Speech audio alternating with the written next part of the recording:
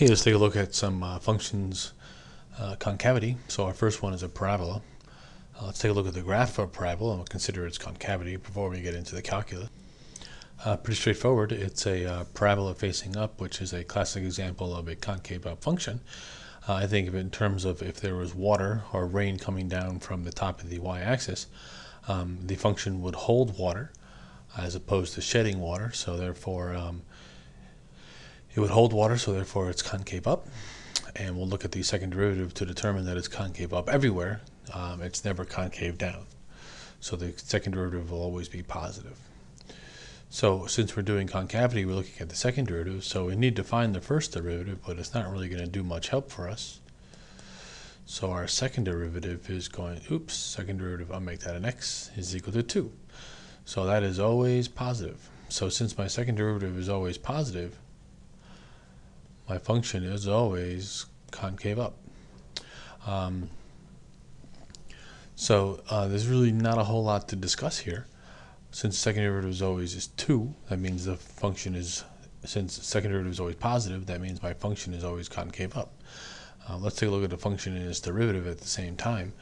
I'm going to show the second derivative. So notice that the second derivative is a horizontal line. I don't really care the fact that it's a horizontal line.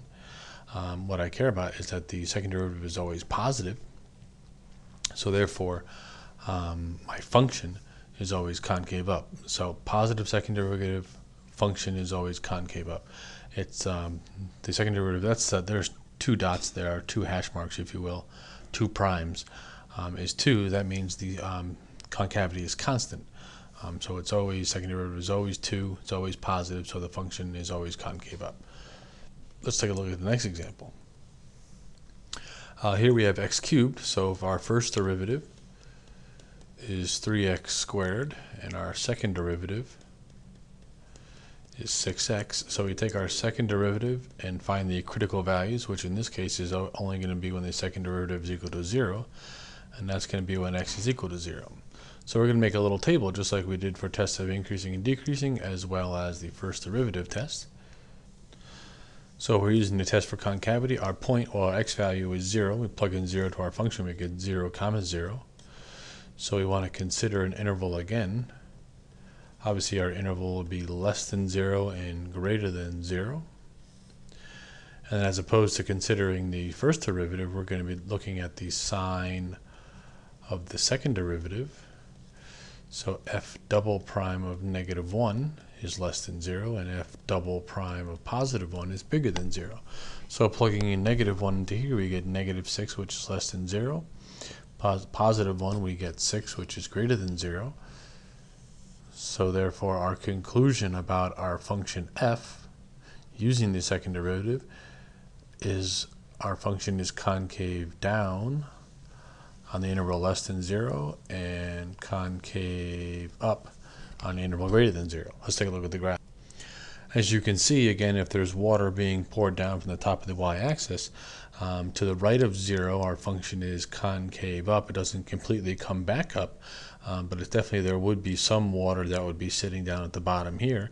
And then think of this part here, the concave down part. As you move from left to right, the function is concave down. This would be kind of like a roof or a turtle shell where the water is rolling off it. Let's take a look at the second derivative at the same time.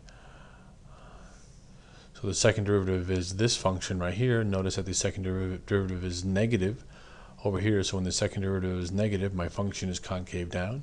Here my second derivative is positive, meaning that my function is concave up.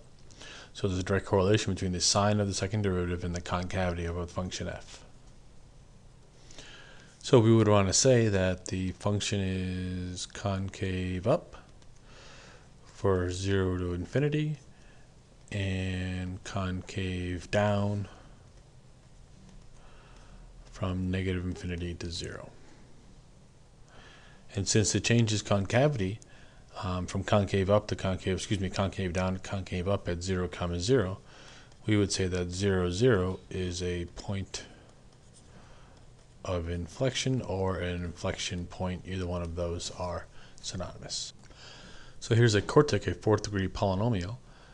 Our first derivative is equal to 8x cubed minus 8, and our second derivative is equal to 24x squared.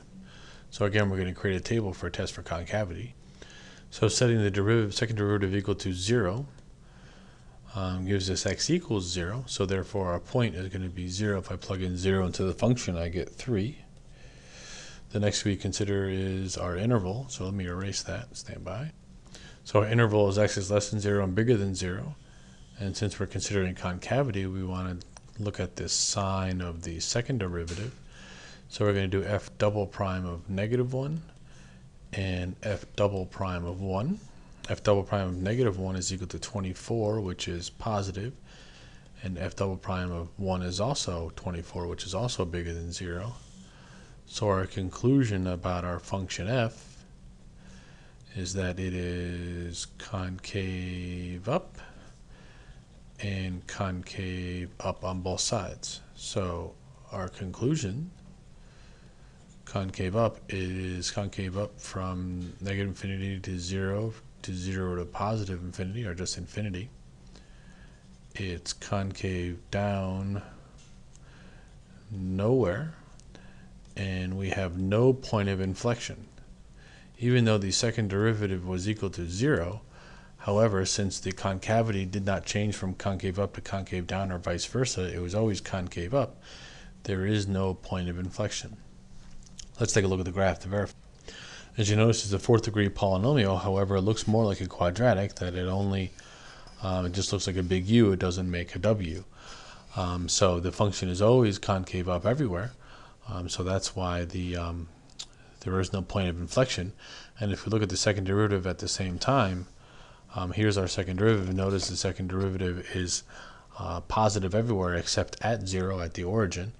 But notice that it doesn't change. The second derivative doesn't change from positive to negative. The second derivative is just always positive or 0. So therefore, that's why there's no point of inflection on the function f.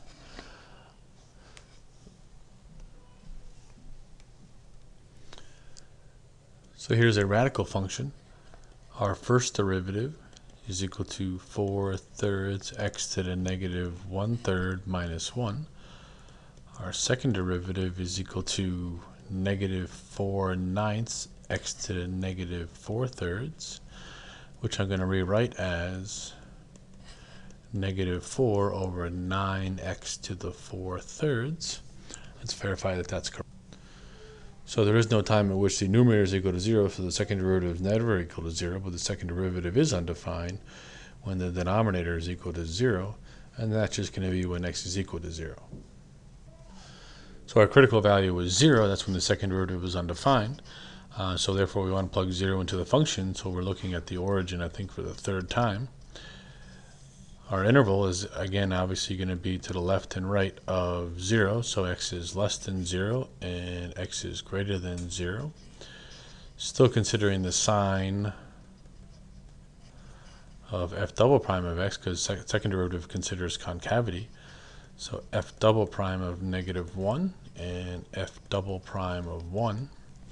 Plugging -1 into here, well, this is just going to be +1 because the fourth power is going to make it positive.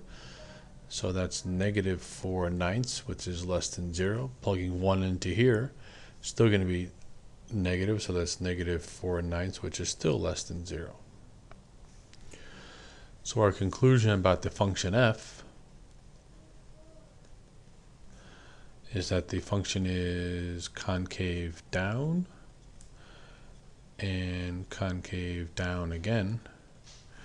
So therefore, our function is concave down on the interval, -infinity to 0 to 0 to infinity, and concave up, never.